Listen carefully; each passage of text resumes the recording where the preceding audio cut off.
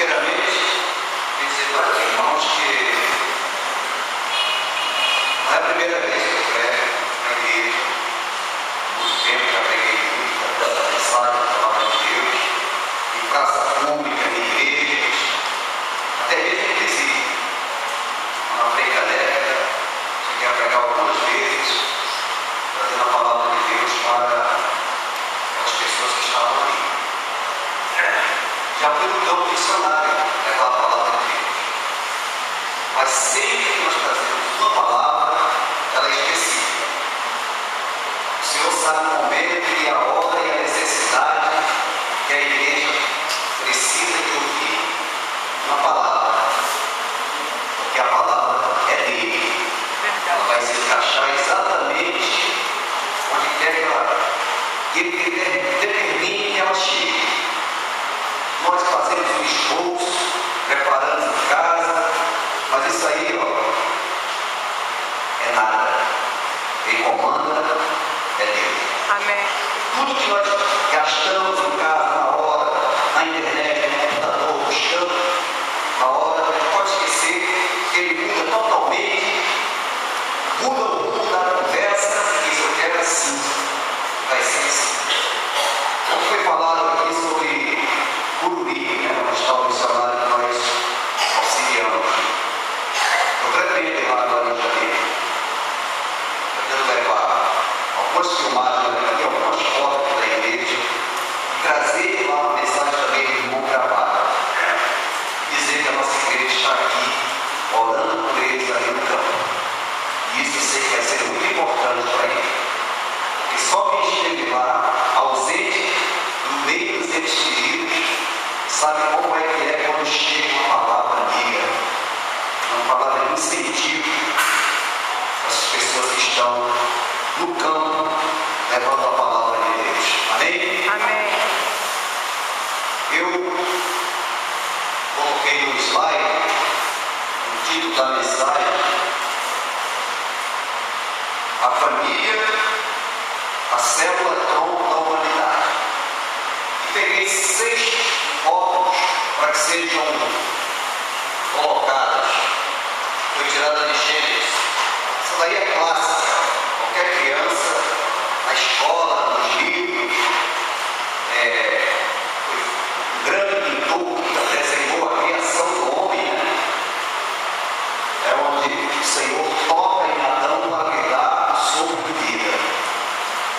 Mas o Senhor não estava satisfeito só em criar Adão. Ele já havia criado a terra, as plantas, todo animal sobre a terra, já tinha colocado o oxigênio que manteria o homem vivo, ele já tinha preparado todo o terreno para quando ele colocasse o homem naquele lugar, ele tivesse estabilidade para viver e viver em abundância. Não era meia boca, não, ele ia viver bem. Então ele, pode passar, criou o homem, mas colocou. Ele não dá simplesmente como boneco.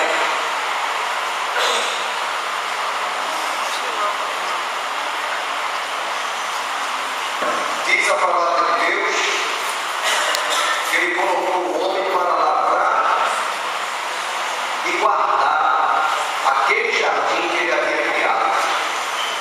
Eu estive olhando a tradução da palavra lavrar, que em nosso português bem prático é abrir frutos na terra com arado e cultivar, ou seja, era um trabalho. Ele não ia viver de brisa, nem de frutas caindo lá das árvores, nem só de vida mansa. E eu vi uma foto dessa anterior, que Adão está no paraíso, do lado dele, o laptop, ele está no Facebook. Quer dizer, essa é a imagem do paraíso para alguns modernos de hoje. Mas ele foi colocado ali também para cuidar da terra. Nós sabemos da história que Deus colocou ele para colocar nome em todos os animais, tudo que ele fez ali, Deus foi permitido. Mas diz a palavra de Deus que não era bom que ele ficasse sozinho. Nós temos essa outra foto ilustrando quando Deus tira de Adão que seria a sua outra metade, uma companheira para seguir com ele. Nós vemos ali na ilustração que foi tirado da costela de Adão. Ele entrou no sono profundo e Deus criou a companheira que seguiria Adão no resto de sua vida.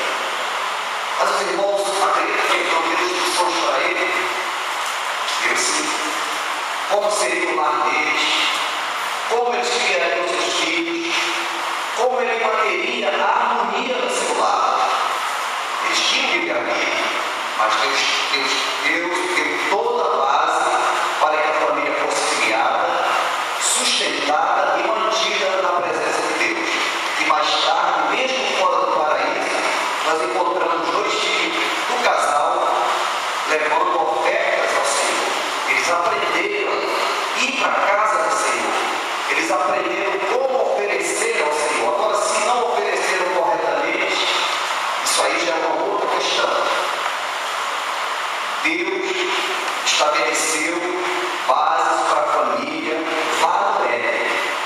Deus é o nosso maior patrocinador da família, quer seja cristão ou não. Os irmãos saibam que uma família ela é estabelecida e patrocinada por Deus.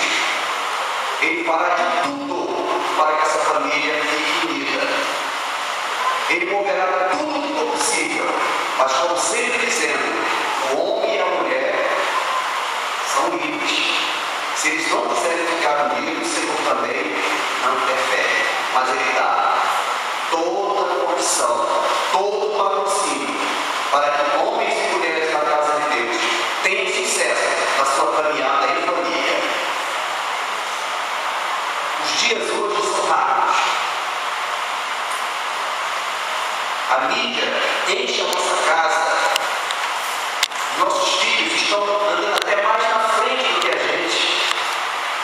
A minha filha chegou e falou: "Você está ultrapassada." Fazer o quê? Eu ensinei para ela algumas coisas que ela sabe hoje, mas ela não, ela aprende sozinha. Então não podemos mais pensar que as coisas do passado não voltaram como era antes. O pai olhava para o filho, só de olhar o filho já sabia o que era. Hoje não. Nós temos que modernizar a nossa maneira de educar os nossos filhos para que eles possam aceitar primeiro, para depois colocar em prática. Por que eu digo isso? Porque eu tenho uma filha, já está com 20 anos, e ela até hoje não me deu trabalho. Quando ela nasceu, a gente se preocupava. Quando chegar a adolescência vai ser aquilo. Poxa, quando chegar mais ou menos vai ser aquilo. Mas a gente vai ter que lutar, a gente vai ter força para criar, para manter. Mas estamos chegando aos 20 anos de idade e a menina continua ali, obediente, sensata e dá orgulho. Dá orgulho, porque não foi eu só que criei. A mãe dela passou tudo para ela que ela tem hoje e ela pegou o Senhor. Então eu falei: poxa, quem foi que patrocinou tudo isso? Nosso Deus. Nós que não vamos ter momentos de dificuldade, não vamos ter aborrecimento, mas o Senhor está ali, colocando um meio de resolver aquela questão, para que nós tenhamos a nossa família centrada, unida, porque isso é o desejo de Deus. Depois dessa foto temos um que todos já conhecem, foi a tragédia do Éden. Foi lá que nós começamos a sofrer.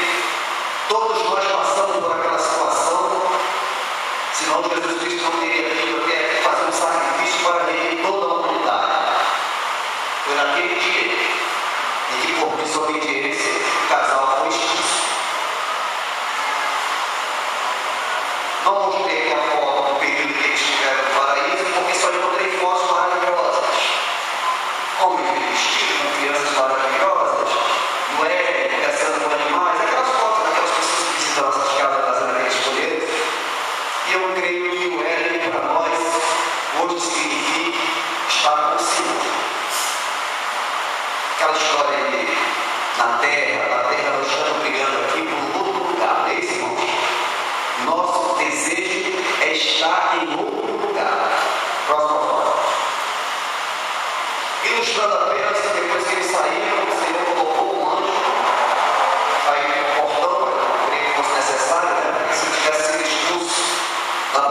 Senhor, e visse um anjo com uma espada cheia de fogo, não precisava nem de portão, conhecendo o poder do nosso Deus. Próximo. Finalmente, o início da tragédia em família. O projeto Ana trata das mães que se preocupam com os filhos, com desenvolver da vida dos filhos. Pai e mãe nenhum quer ter o seu filho em caminho errado. A gente vê na televisão o filho todo errado, mas a mãe cheia de lágrimas, chorando, dizendo: meu filho é bom, ele não merecia. Merecia, claro que merecia. Não, saltando, roubando, mas a mãe não aceita. O pai, só alguns, muitos além já estão muito já desiludidos. Não tem jeito não, eles têm preso dele, mas a maioria se rende quando vê o filho passando por alguma coisa. Está no coração do pai, está no coração da mãe defender a sua filha. Depois da queda do paraíso, esses dois irmãos tiveram a orientação dos pais. Não é à toa que eles chegaram a oferecer sacrifícios a Deus. E desde aquele tempo, só que trazer um sacrifício ao altar do Senhor, pessoas que já estavam capacitadas, tinham sido preparadas. Não era de qualquer jeito que trazia um sacrifício ao altar do Senhor. Os dois jovens, Caim e Abel, tinham sido preparados para o sacerdócio. Mas em um momento, houve um desvio. Desse desvio, houve o primeiro crime que veio a separar a família. Diz que depois desse acontecimento, Caim foi para um lugar distante, ele não queria ser encontrado por ninguém. E dele veio se multiplicando outras famílias. E Abel vingou seus dias naquele momento.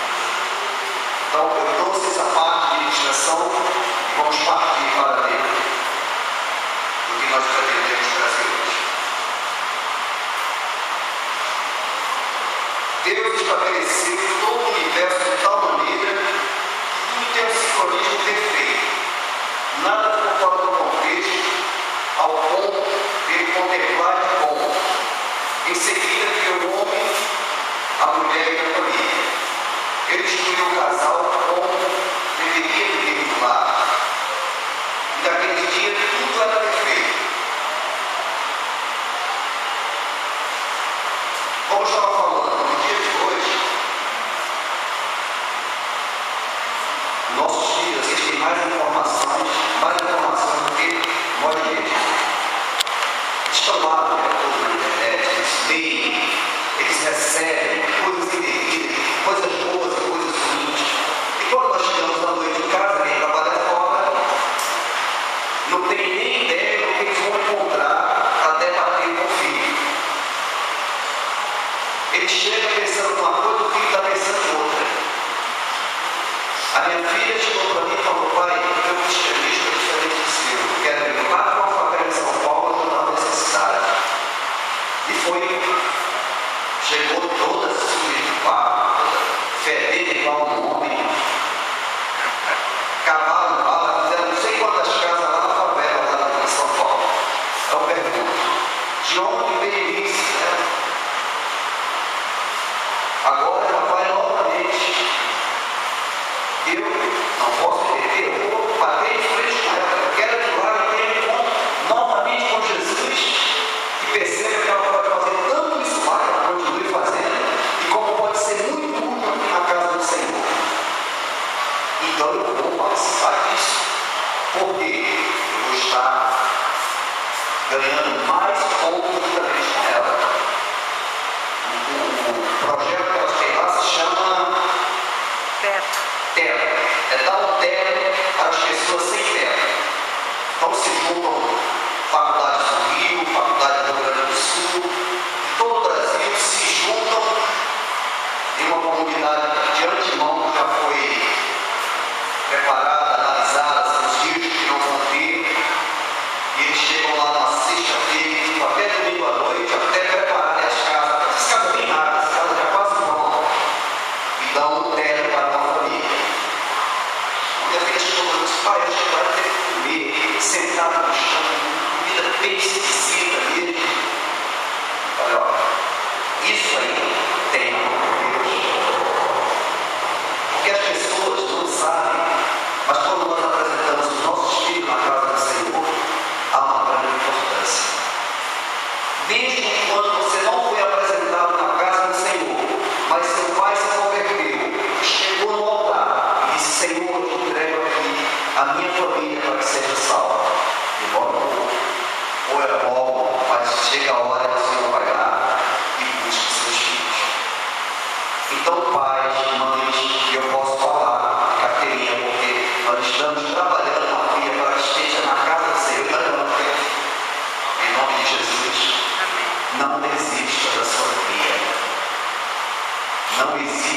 alma perdida para o nosso Deus.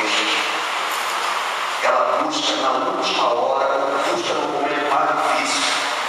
Quando eu saí da